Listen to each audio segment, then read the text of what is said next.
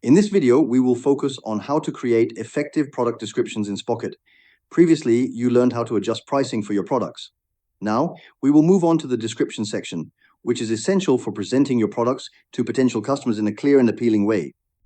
When creating a product description, you should include the main features of your item, such as size options or variations that customers can choose from. For example, your product might be available in size M, size L, or other sizes depending on what your target audience needs.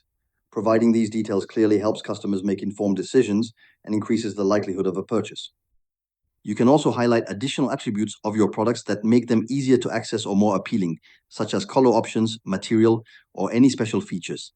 Once you update the product and its description, these changes will be reflected directly in the product page. After making these edits, you can save the product to ensure all changes are applied correctly. Following this process ensures that your products are presented professionally and attractively on your dropshipping store.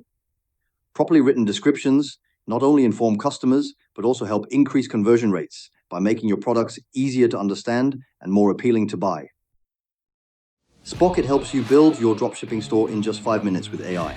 Access high-quality products with super fast shipping from premium US and EU suppliers. Start your free 14-day trial at YB.Digital/drop and revolutionize your e-commerce success today.